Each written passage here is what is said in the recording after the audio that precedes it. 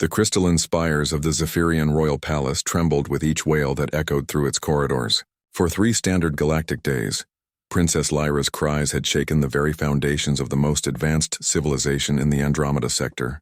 Her luminescent blue skin had dimmed to a sickly gray, and her usually vibrant tentacle hair hung limp around her elongated head. Queen Nixara paced frantically in the royal chambers, her 6 arms gesturing helplessly as teams of the galaxy's finest pediatric specialists huddled around holographic displays. The Altarian mind healers had failed. The Centaurian nutrition experts had no answers. Even the ancient Keeper of Sorrows from Proxima B had thrown up his 4 hands in defeat. "Your Majesty," wheezed Dr. Kethlon through his breathing apparatus, "we've exhausted all known remedies. The princess shows no signs of physical ailment, yet her distress continues to intensify." Emma Rodriguez watched from the observation deck, her fingers wrapped around her maintenance tablet. As the head of the palace's environmental systems, she'd been monitoring the structural stress caused by the princess's ultrasonic wails. But what truly caught her attention was the pattern in the crying. It wasn't random. There was a rhythm almost like hunger. Below in the service levels, Jackson Martinez was having similar thoughts as he mopped the same hallway for the 4th time that day. The human janitorial staff had learned to work around the sonic disruptions, but Jackson noticed something the alien specialists had missed.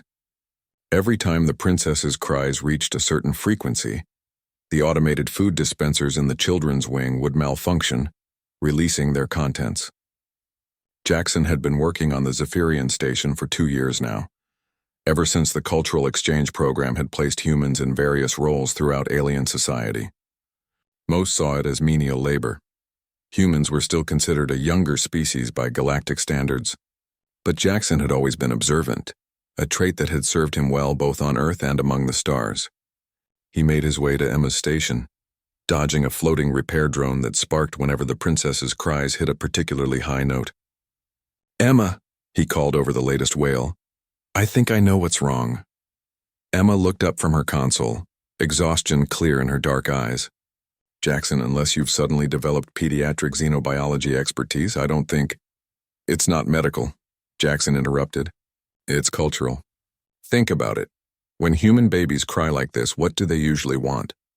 Emma paused, considering. Food. Comfort food, specifically. Her eyes widened as understanding dawned. The princess spent 6 months on Earth during the diplomatic exchange last year. Jackson nodded eagerly. Remember what she loved most during her visit? The news feeds were full of it. "Mac and cheese," Emma whispered. She called it the golden comfort of friendship in that interview. Without hesitation, Emma accessed the palace's cultural database. The entries about Princess Lyra's Earth visit painted a clear picture. A young alien royal, fascinated by human emotions and particularly drawn to comfort food.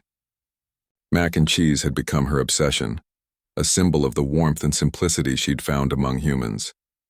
"We need to get to the royal kitchens," Jackson said, already heading for the service elevator. "Jackson, we can't just walk into the royal wing. We're maintenance staff." "Then we don't walk," Jackson replied with a grin. "We take the service tunnels."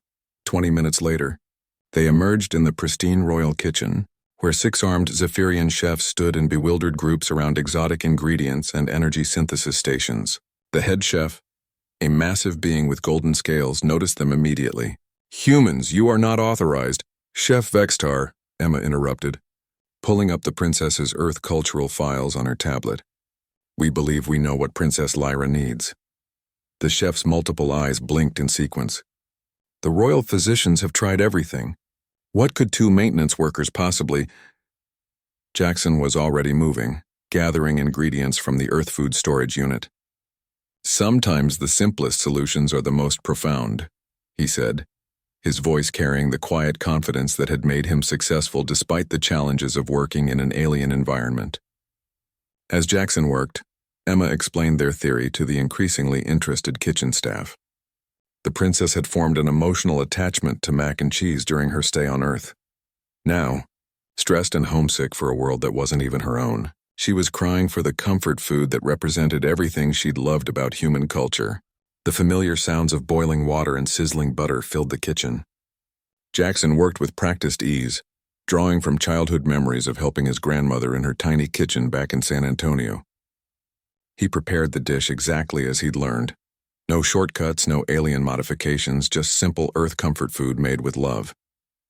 The moment the first creamy spoonful entered Princess Lyra's mouth, silence fell over the palace.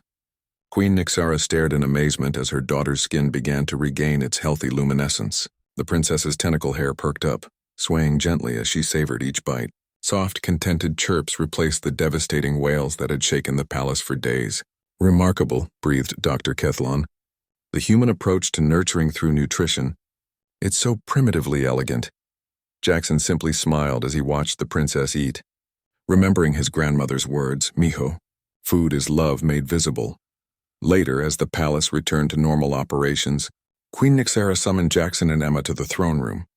The massive alien queen looked down at them with newfound respect.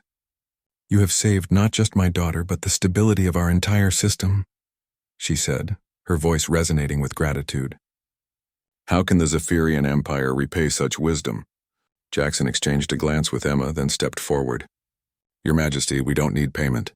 But maybe there's value in remembering that sometimes the most advanced solutions aren't always the best ones. Sometimes what we need is just the simple comfort of understanding and care." Emma nodded in agreement. "Humans might be a younger species, but we've learned that love and attention can heal wounds that technology cannot touch." As they left the throne room, Emma couldn't help but smile. Who knew that mac and cheese would become an instrument of interstellar diplomacy? Jackson chuckled, already thinking about the report he'd have to file. Just wait until Earth Command hears about this. Human Janitor prevents galactic crisis with comfort food. They'll never believe it. But in the Zephyrian Royal Palace, where the sounds of a happy princess now filled the corridors with joy instead of despair, everyone believed. And somewhere in the vast expanse of space, word was already spreading about the remarkable humans who had shown the galaxy that sometimes the most powerful technology was a warm meal made with love. Princess Lyra's laughter echoed through the crystal spires, a sound more beautiful than any symphony, and the universe was reminded once again why humanity, despite being young among the stars, had something unique to offer: the simple, profound understanding that care comes not from complexity, but from the heart.